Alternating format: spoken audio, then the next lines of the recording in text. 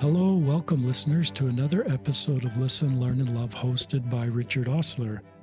My guest on today's podcast, joining me from Salt Lake County, her home via Zoom, is my friend Stephanie Roach. Welcome to the podcast, Stephanie. Hi, thank you. I'm glad to be here.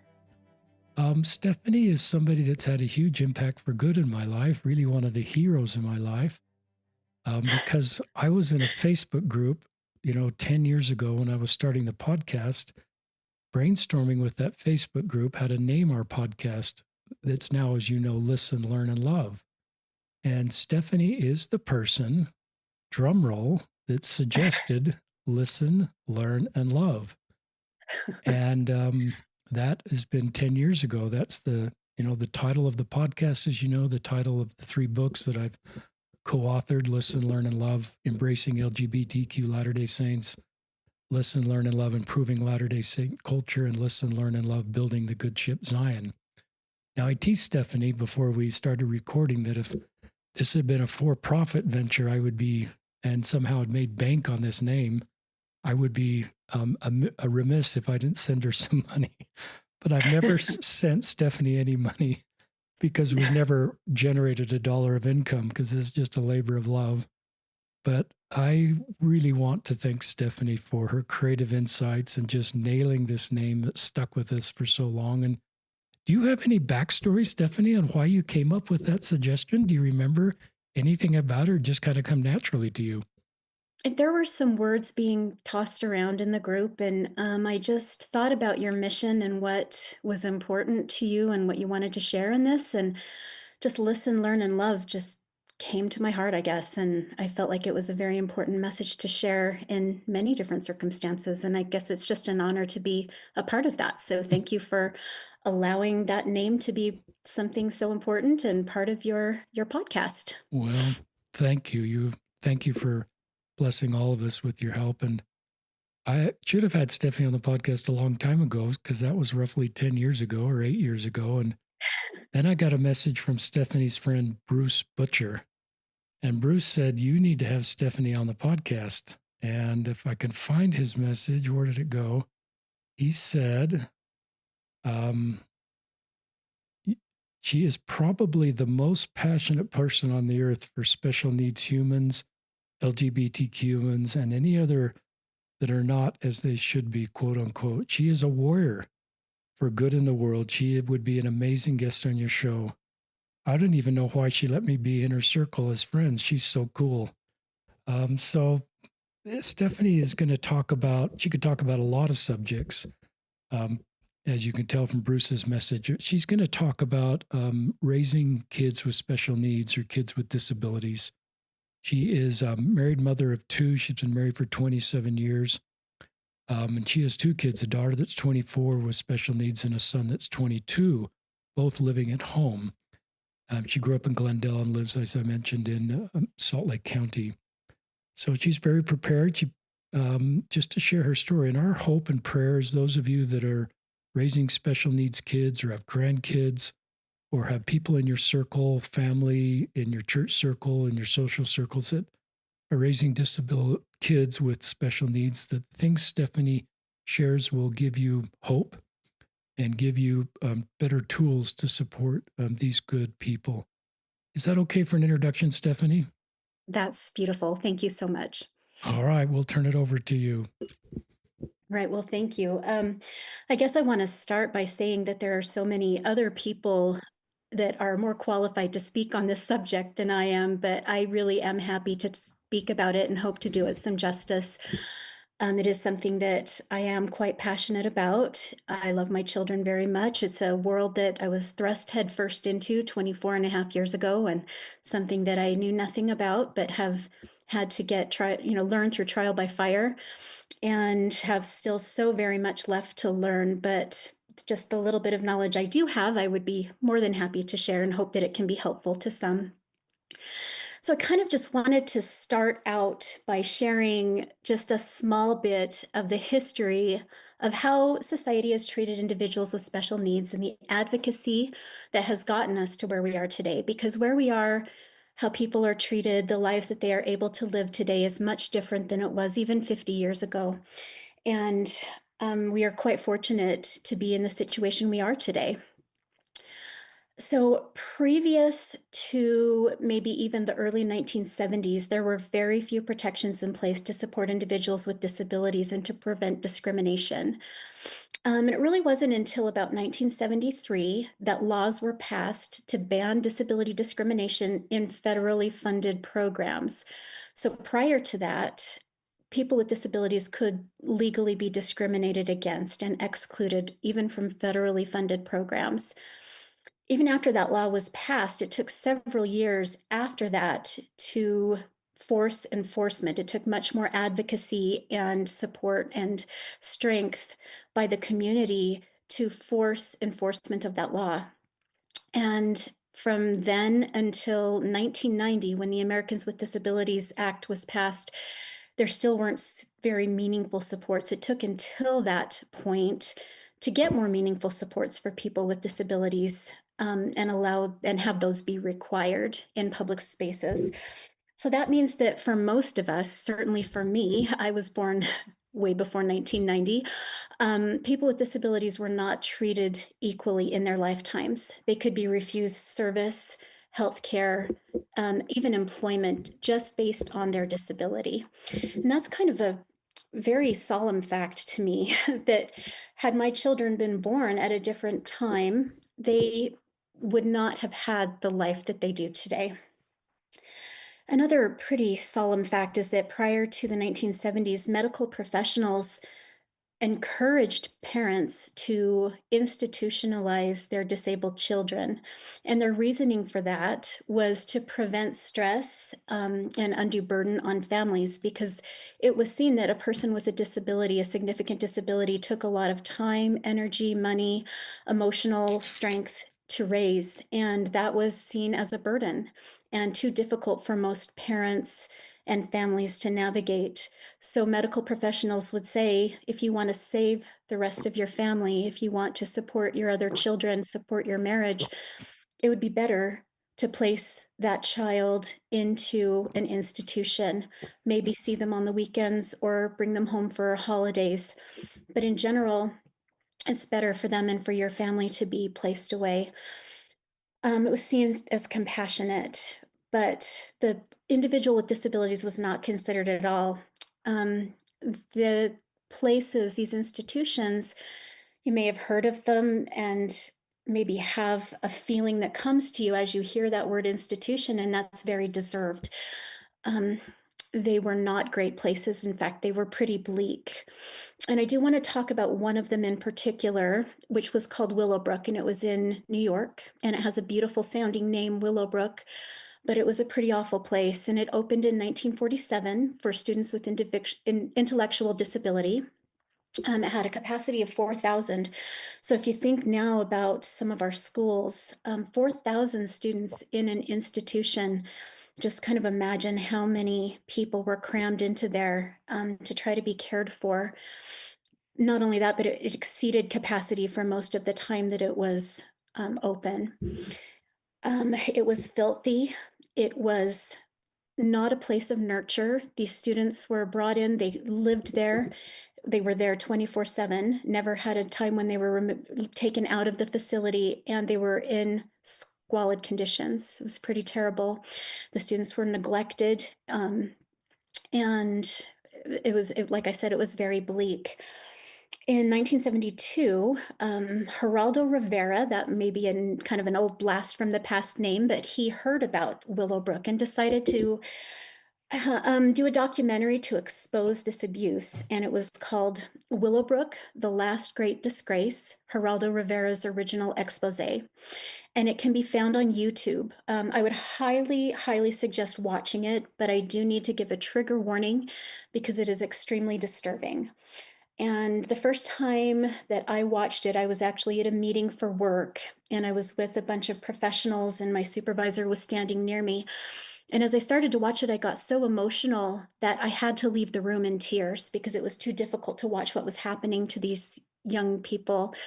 And I will never forget this. My supervisor, who has become a very dear friend, followed me out into the hall, and she said, "Stephanie, you need to get yourself back in there. You need to watch this." And I was crying, and I said, "I just don't think I can. This is too emotional." And she said, "No, you have to get back in there. I want you to get back in there now.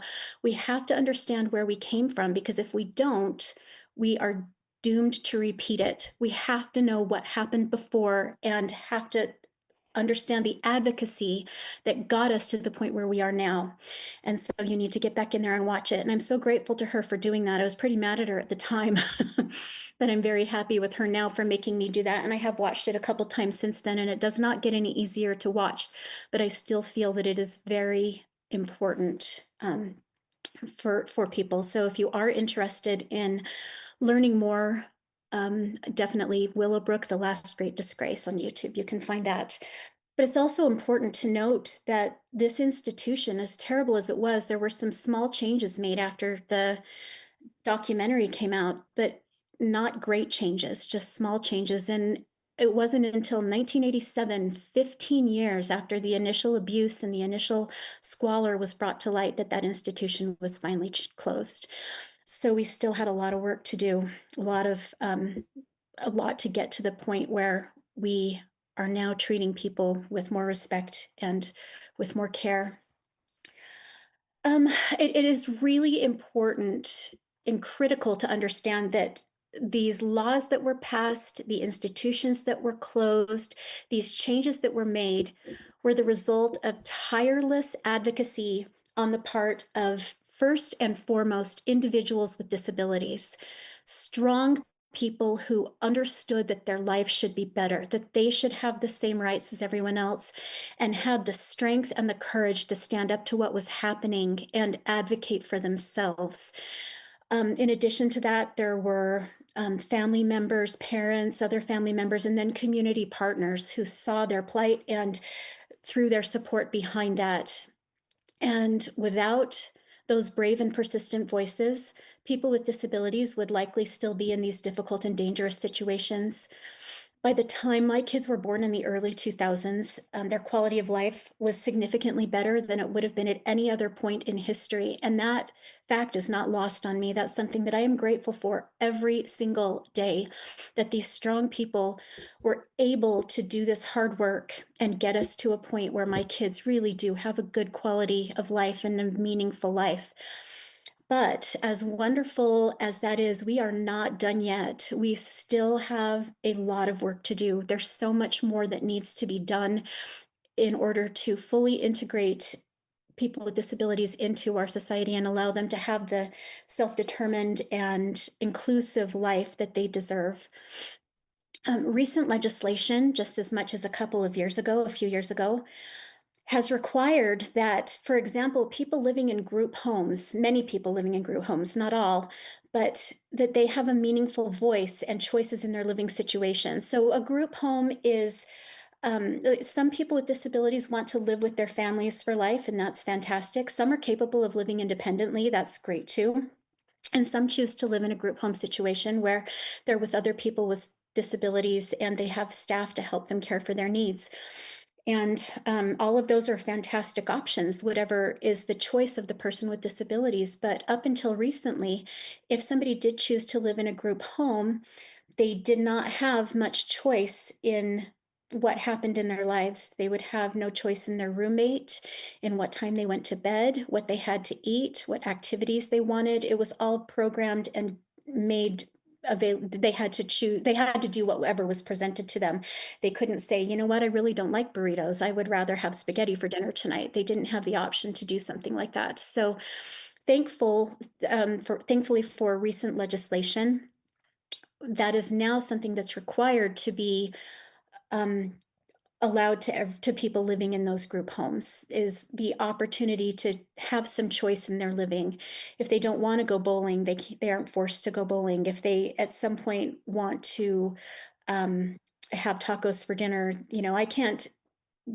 I mean, and it is, of course, it's within reason. Like, if I had my choice, I would go to Disneyland every day. Like, I would just live at Disneyland, right? And that's not realistic. I can't do that. But, within reason, if I decide I want a taco for dinner, within a couple of days, I'm going to have a taco for dinner. And so that type of thing has to be allowed to these people living in group homes so that they can have some choice and um, some options in their life. And in addition to that, they have to be integrated with their non-disabled peers in an appropriate way. Um, I'm going to date myself here, but when I was in school back in the 70s and 80s, um, people with special needs were in separate classes in separate areas of the school. They were not integrated into lunch or recess or special activities really in any way. I knew that they existed at school, but I never saw them or interacted with them. And I'm going to talk about that more in just a minute. But there really was very little integration, and I didn't have much interaction or knowledge of people with special needs until I gave birth to one 24 years ago. It just wasn't something that had happened in my life. But now, luckily, thanks to this changing legislation, people with special needs are not sequestered away and have the opportunity to be integrated more into society, with their peers, with everyone else. They also have the opportunity to find meaningful employment and support for that employment if it's needed, and to be paid a competitive wage. Not too long ago, and actually they still do exist in some ways, there's were things called sheltered workshops where people with special needs would go and spend several hours a day folding towels, or the terminology that's used is putting together a widget. But the concept is that they would be doing something very repetitive that may or may not be interesting to them, and they would be there for hours a day making 25 cents an hour.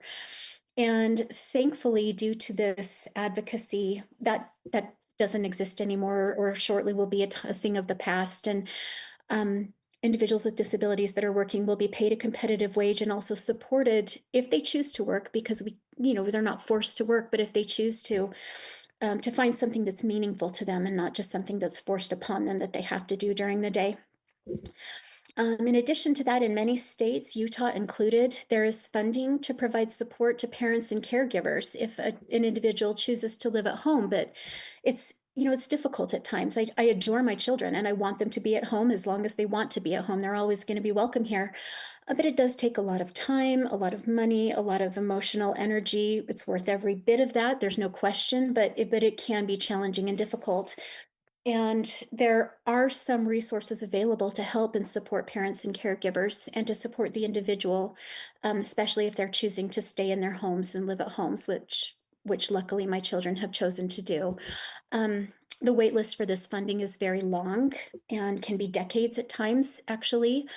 But it is only through persistence and advocacy that this funding exists at all. And so we are standing on the backs of people who have spent so much time advocating in order to have these opportunities available to us in general.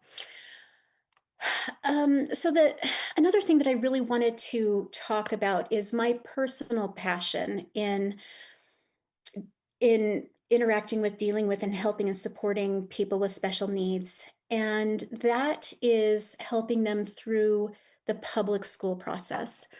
I will tell you that I was, growing up, kind of a teacher's pet. I was kind of the dork. Um, I was always a good student. I loved school. I didn't struggle academically at all. I did have some undiagnosed ADHD, so I'm sure I had a bunch of teachers who were less than thrilled with me at times. But in general, I did pretty well in school. And my husband is a school teacher. He's been teaching for a long time, and he's always been a very good student as well. And so neither of us really had experience with the other side of education, which is where a student has additional support needs. And so as we had two children that needed additional support in school, like I said before, you're kind of thrown headfirst into the deep end and don't really understand what's available, what the rights are of your student, how to work with a team. That, like, I never once got called to the principal's office in school, except one time when I won the spelling bee in sixth grade, and my principal called me in to congratulate me. But as a parent of children with special needs, I've been called to the principal's office many times. And that was a very new experience for me. And so really, I was out of my element, had absolutely no idea what to do. And that starts very young. I mean, public school starts at age 3 when you have a child with significant additional support needs. And so when you're trying to navigate that, it's so overwhelming. I mean, I like to think of myself as a fairly calm, fairly kind person. I like to work with people well. I really try to keep my cool as much as I can and try to get along. But I'll tell you what, when those mama bear claws come out, or you're not sure that your child is being given the support that they need in school, or something happens and you just, sometimes I'm not always my best self. And that's difficult, but it is kind of a fact of life. I think everybody feels that protectiveness over their kids. And so when you're throwing school into the mix and aren't quite sure how things are supposed to work, it can really make things pretty challenging. So as I got some support through the public school system, I realized that that was what I wanted to focus my life on, that I really wanted to try to learn as much as I could, and try to support other parents to help them get through public school as well. And so that has been my passion. And I've been doing that for many years. I originally worked for, well, I started out by volunteering for an organization called the Utah Parent Center, which does help families navigate special education. And then I went to work for them, and I worked for them for several years. And then when my daughter exited public education and needed me home with her, I quit that job and I'm staying home with her now. But I still am supporting friends, and other professionals that I've worked with over the years through special education. And it really just absolutely is my passion. Um, and I think out of everything that I learned as I was working with individuals, or working with parents, and then working with the school teams and trying to problem solve and help people work together and just try to work through challenges, because definitely challenges come up. The thing that stuck out the most to me is that the vast majority of the time, teachers and school teams and parents want the same thing for that child. Nobody goes into public education to not serve and support children. That's the reason you go into public education. You can make a lot more money and have a lot more respect in other areas of life. But going into public education, you really have to have the best interest of children in mind. And with parents, of course, that's what we want for our kids as well, is what's appropriate, and going to support them as in the most appropriate way. So as there are challenges and things that come up, and sometimes there really is some difficulty working together, I think it's really helpful to keep in mind that most of the time, really, we do want the same thing. And so trying to find that common ground together to build on and try to look at the perspective of the other side, whether that be the school team looking and thinking, okay, this is the parent, this is their concern. They really do want what's best. And the parents thinking the same thing.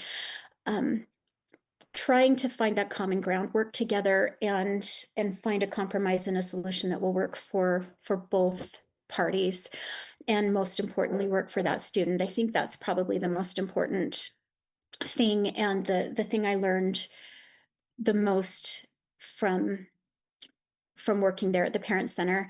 I am going to put one more plug in for them. Again, it's called the Utah Parent Center.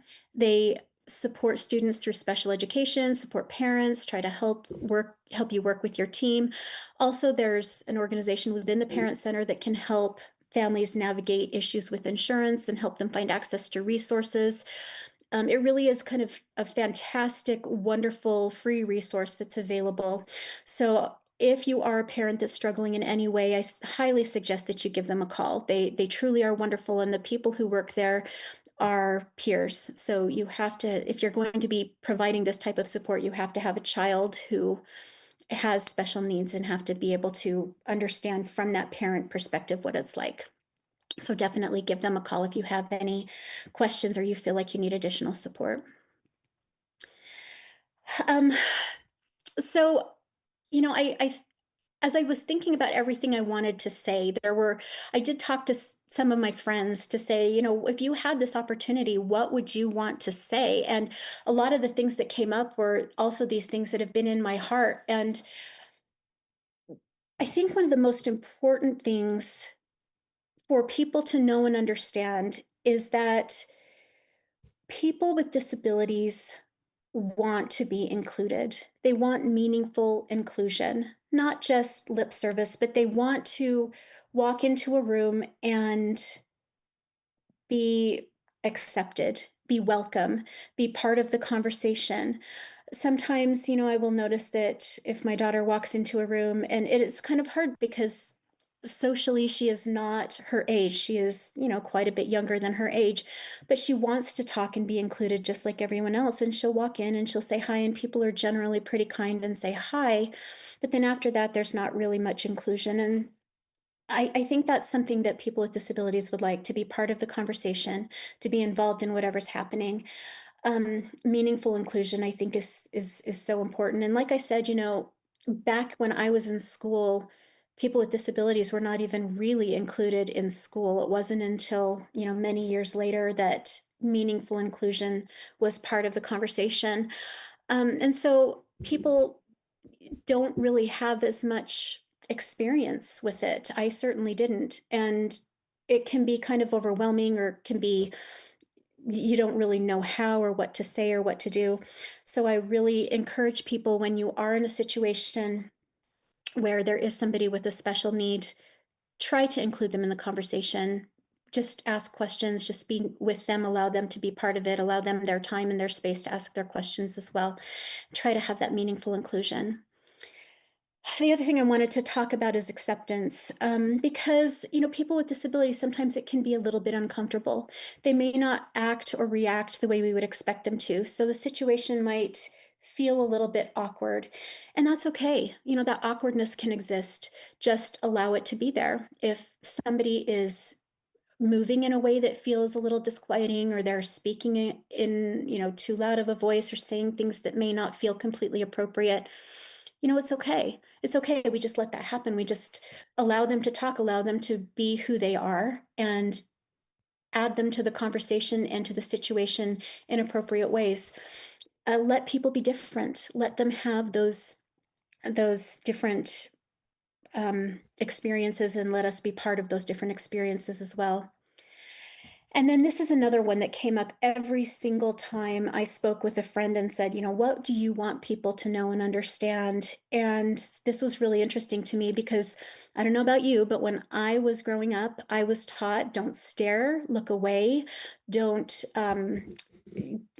don't draw attention to anybody who might be different, just look away. And I understand the concept behind that. We don't want it to make people feel bad. We don't want to stare or be disrespectful to people. But at the same time, it's gone so far the other direction that we don't include people with special needs. We actively exclude them. We look away. We don't have a conversation with them. And oddly enough, it's children who are the most accepting and the most willing to approach somebody with a difference. And they're willing to ask questions, even if it's maybe what we think is an awkward question, like, why are you in a wheelchair? Or why do you have a tube in your nose? Or why do you have an arm that looks different? Or whatever it might be. Um, and so often parents will just shush the child and move them away and say, no, no, no, we don't. And I understand that it's seen as respectful, that we're trying not to make the other person feel bad. But I think in many, many situations, and I can't say every situation because people with disabilities are all different, of course, and some may not feel this way, but in many situations, people would rather be asked the question. My daughter has a hearing aid that attaches to her head, and she's had a very, many different times people say, children generally will say, what is that? And then the parents just kind of usher them away. But my daughter would love to explain that to people. She'd love to show them the hearing aid that's a magnet that sticks to her head, and explain how it works and have that conversation with them. So I don't usher your children away. Don't shush them. Don't make them feel awkward in a conversation. Look and see if that person looks like they'd be willing to have a conversation, and allow it to happen if it does. Because I think you can learn so much and allow that person to feel very accepted and included. And I think that that's also very, very important. And another thing I really wanted to talk about, this is something that comes up quite a bit, is when we're talking about people with special needs and living in society, we've talked a lot about inclusion, a lot about acceptance, but another thing that's really critical is talking about self determination. And what that means is allowing people to have choices in their life, allowing them to direct their life in a way that's important to them. Of course, we have to be careful, especially if we're talking about an intellectual disability where somebody may not really understand the consequences of their actions. But at the same time, I can say that the times that I've learned the most and grown the most is when I've been allowed to make mistakes. And I've made plenty in my life, and some of them have been pretty big. But making those mistakes, I've learned, and now I know one way not to do it. And that's a critical part of learning and success is being allowed to make a choice that somebody else may not have made. As a parent, we want to protect our children from failure and from hurt and heartache. But when we do that, we take away really natural organic opportunities for growth and for them to learn and make better choices and do different things and become stronger people. So we have to allow self-determination, and we have to allow the concept of dignity of failure.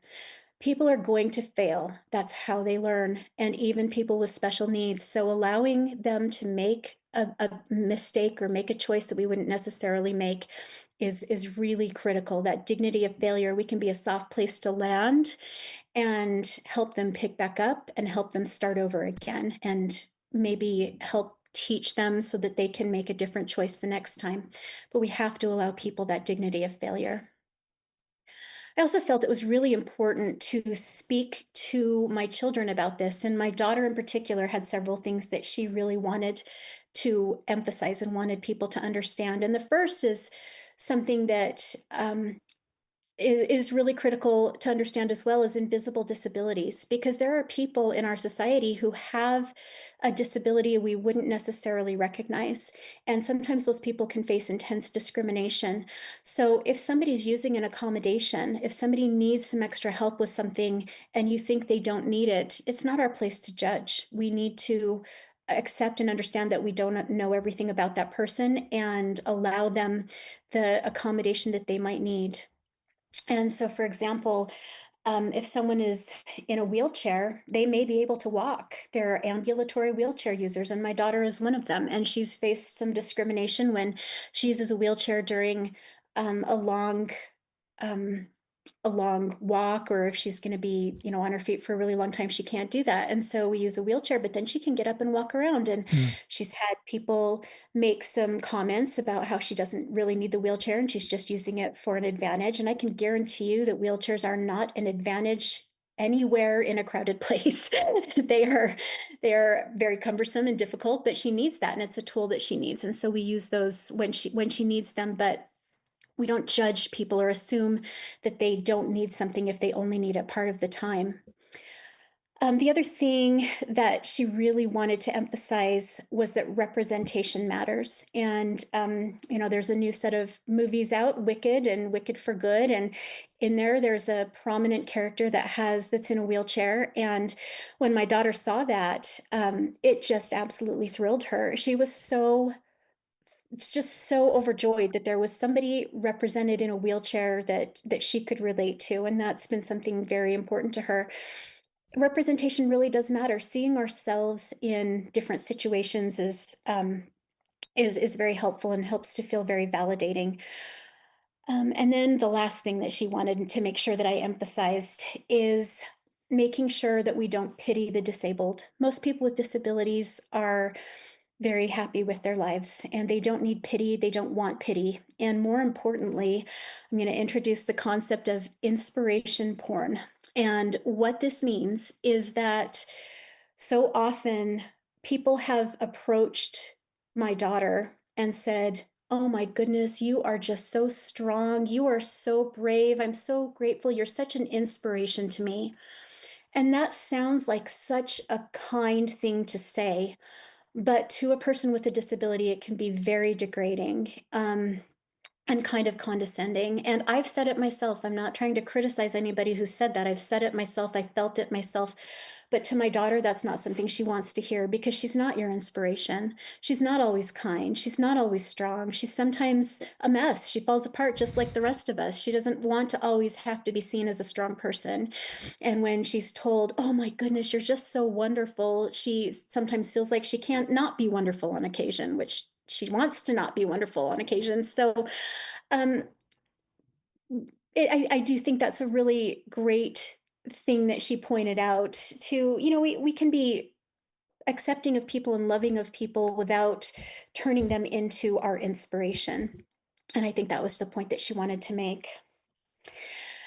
Just about done, I think. Just about ready to finish. But I do want to just talk for a moment, and this is very personal. So I appreciate just the moment of indulgence. But, when you are told that your child is going to have special needs and fairly significant needs, it's kind of a difficult time. It can be a difficult time and wonderful and joyous as well, but it's stressful and can change your whole family dynamic in just a matter of minutes. And sometimes for me, during that time when I was trying to figure out this new normal, thrown headfirst, figure out, navigate this world that I had never, ever even considered and definitely did not want to be a part of. Um, as a person, you kind of change a little bit. And I wasn't the same person that I'd always been. And it was hard because I felt like I didn't always have the support of people around me because they didn't know how to support me and I didn't know how to tell them what I needed. And so I have a lot of friends who stuck with me during that time and I'm so grateful to them and I'm also very grateful for this new tribe of women and men that I have come into contact with who are truly just wonderful people that have supported me over this journey and helped strengthen me into what I have. And I say that that's the best part of being a parent of children with special needs is the rest of that community, just that strength and love and support and letting me not be my best person and having a meltdown and still being there to support me. And, my coworkers who absolutely get what I'm going through and call me on my stuff if I'm being especially, you know, whatever, if I'm having a really bad day, they will allow it for a minute and then say, okay, Stephanie, time to pull it together. And just these people that I have just so strongly bonded with and have such amazing friendships with. I'm just grateful for the friends who stuck by me, the new friends that I have. It truly is just one of the best parts of my life. So I'm very grateful for that. And I want to end with just sharing a quote that has always really stuck out to me. There's a wonderful woman named Temple Grandin, who is an adult woman with autism, who's been very prominent, especially in animal care. But she has toured the country. I've had the opportunity, the wonderful blessing of being able to meet her and speak with her directly, listening to her speak. And she's really been an advocate for autism. And one of the most important concepts that she has taught me is that people with special needs are different, not less. They're just as important, just as critical to society, and just as deserving of love and acceptance and inclusion as anyone else. So I just want to end with that quote, that idea, that concept from Temple Grandin: different, not less. And thank you so much for this opportunity to be able to speak. I appreciate it. Thank you, Stephanie. In 35 minutes, you shared a lot of wonderful information. You're so prepared. And thank you on behalf of our listeners for all you've shared with us. As you know, listeners, I kind of write things down that stuck out to me. I don't have a lot of experience in this space. I think we've done one other podcast in this space. And so I learned a lot. Um, I love this documentary, Willowbrook, The Last Disgrace by Geraldo Rivera. And I love what you said and that your friend said as you were uncomfortable watching that. Have to know where we came from.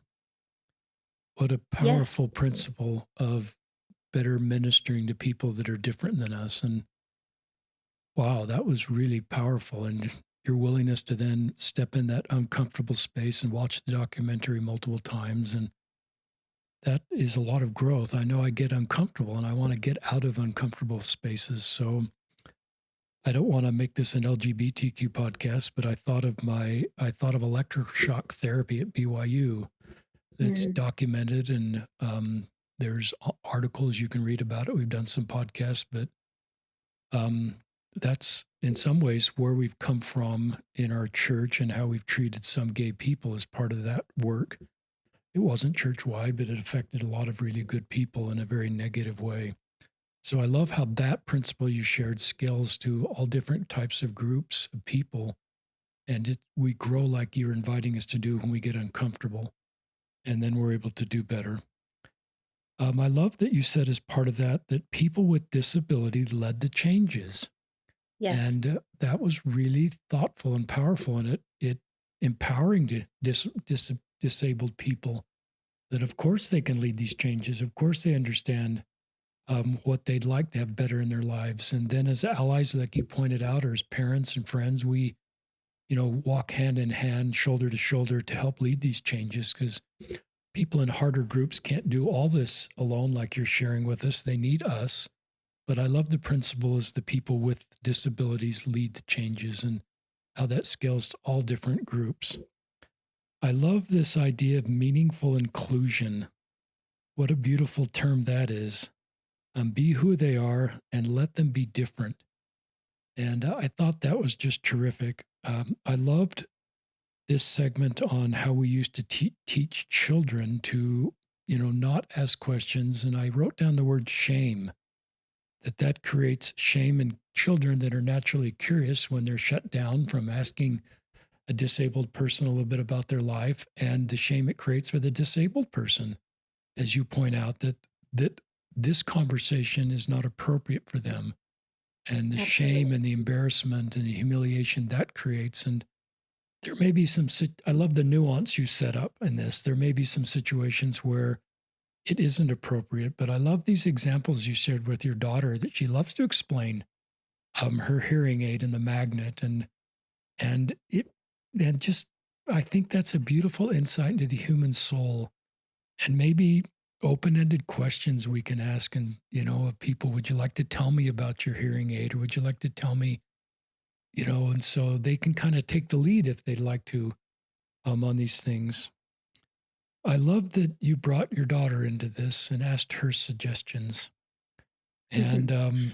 those were really thoughtful, and it helped me. Just my heart just grew for your daughter and the wonderful, capable, bright woman that she is. And of course, she has wonderful suggestions. And I Yes. loved the point about proximity, and about, you had a better term than the word proximity.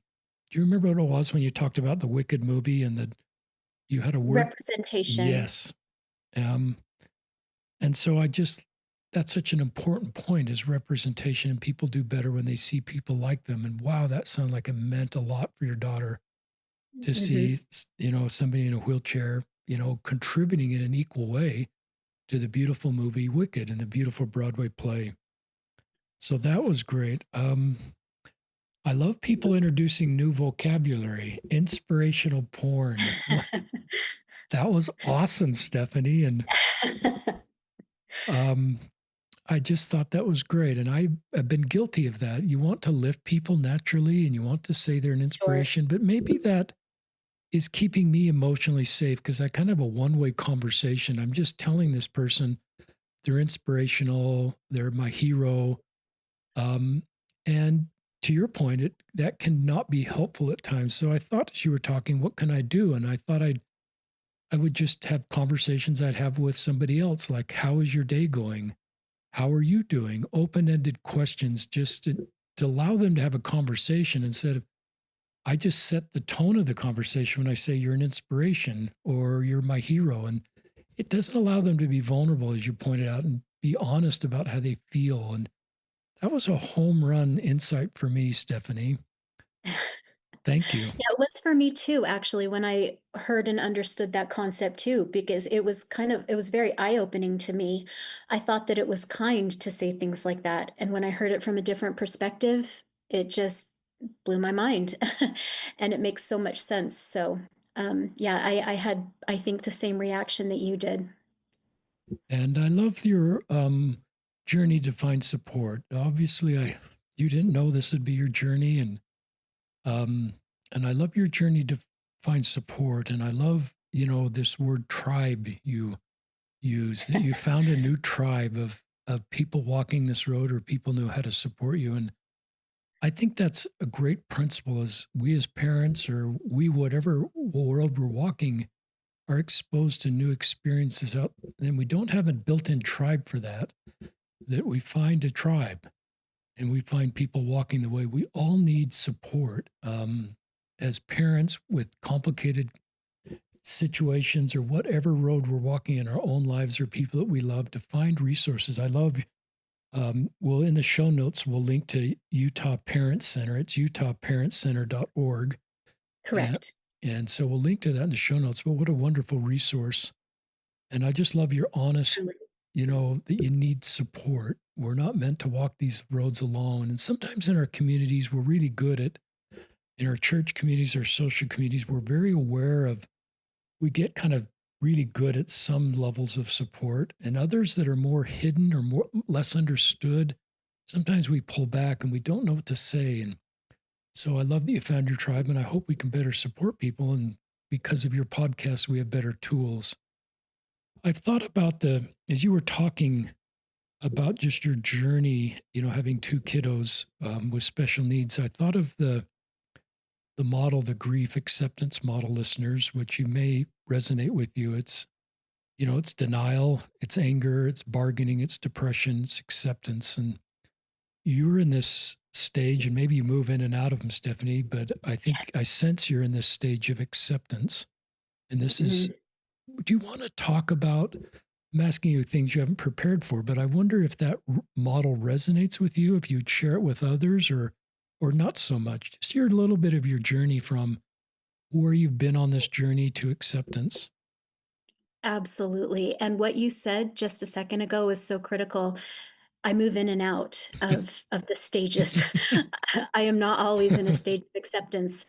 And I think that I'm there pretty solidly right now, but anytime a new milestone happens, especially when high school graduation started happening and when friends have kids getting married and they're now, I'm in the stage where my friends have grandkids and that's not likely going to be my journey. And so there are times when that acceptance is a little bit less and I move backwards a little and get back into that stage of grief or anger or sadness, and so I think that it's really important to know that it's not linear.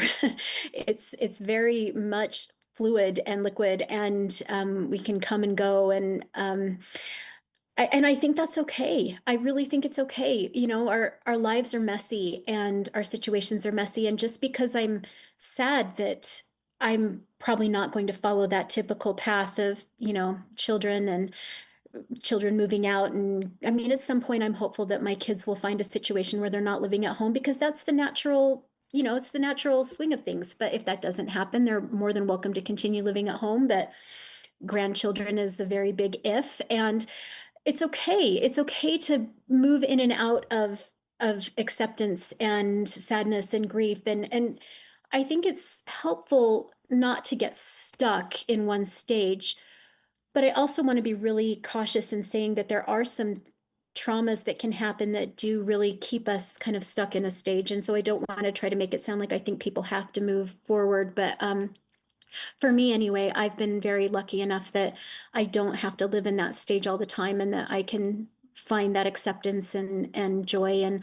also know that when I do have to move backwards for a bit, like you said, I have that tribe that can kind of pick me up and hold me and carry me along while I'm in that and know and get it.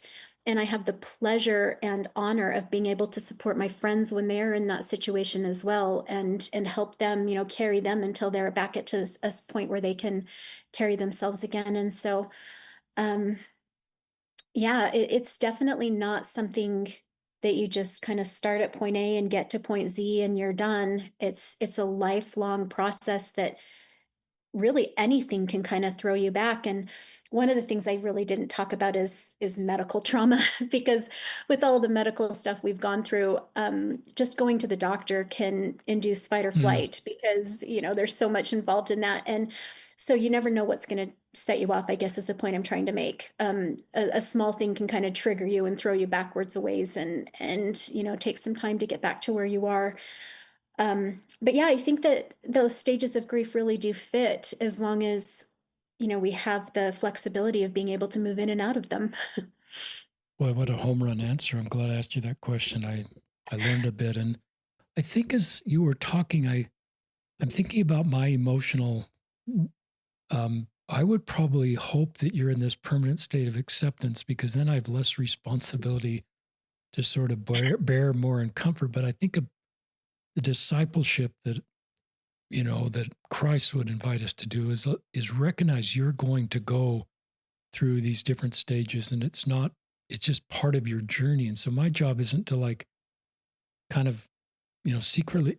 And it's like your tribe. It sounds like your tribe gets that. They're not looking for you to be in acceptance in this.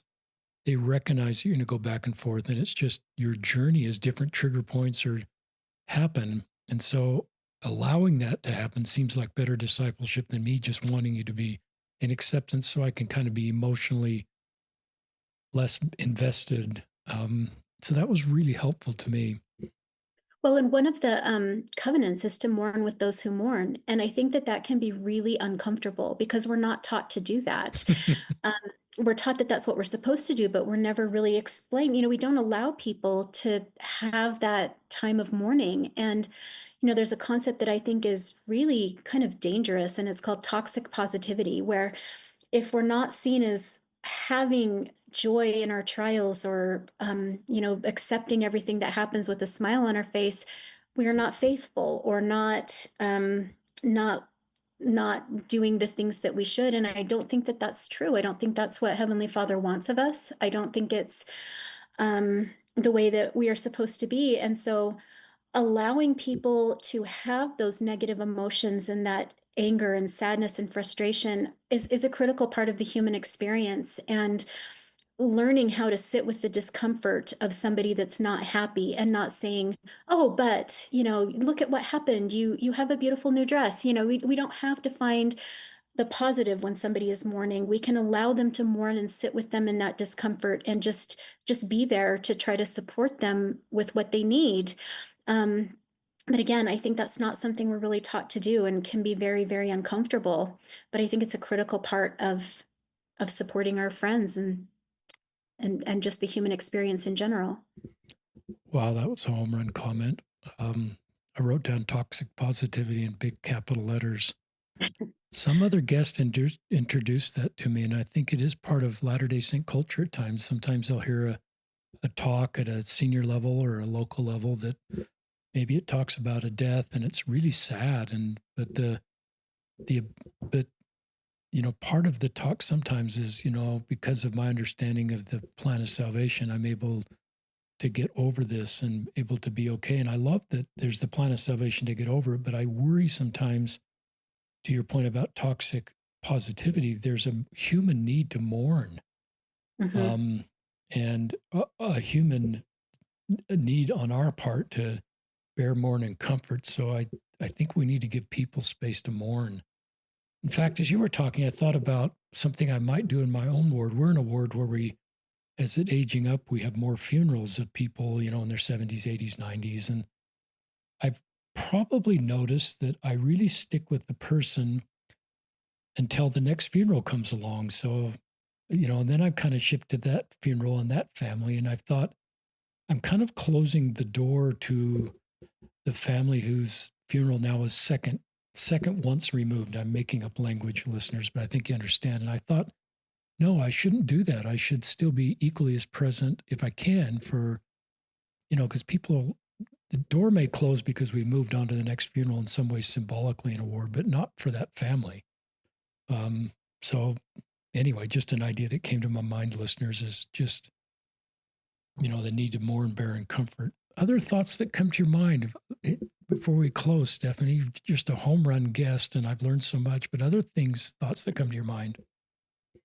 Um, I mean, I think I'm grateful for the chance to be able to talk about this because I do think it's something that is not discussed enough. It's something, again, like I said before, I just had no experience with this prior to giving birth to children with special needs. It's just not something that I had ever really encountered and not something that I would have chosen, certainly. And something that I absolutely do with joy and happiness most of the time, sometimes not, as I've said, but um, give people grace to be human.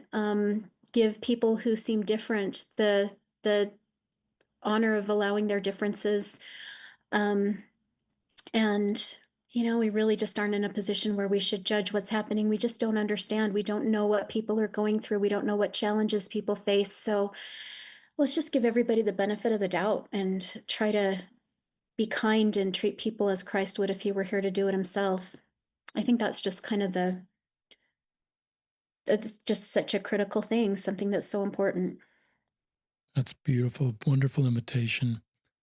Listeners, thanks for joining us. This might be a podcast you'd share if you're in a church group, if you're LDS in your ward council, in your presidency, or just your ministering circle of how we can do better and better support people in our circle of influence, or your social circles, or your family, and have a discussion about it. There's just a lot of really golden nuggets that Stephanie shared with us that obviously help us support people with and families with disability with special needs kids. But the principles Stephanie's sharing scale, um, really wide and far. And that's one of the powers of the things that Stephanie shared with us. So we'll sign off. This is Stephanie Roach and Richard Osler. Stephanie, once again, the founder of the Listen, Learn, and Love name, as an aside to this wonderful podcast. And we thank you for joining us, and we'll sign off.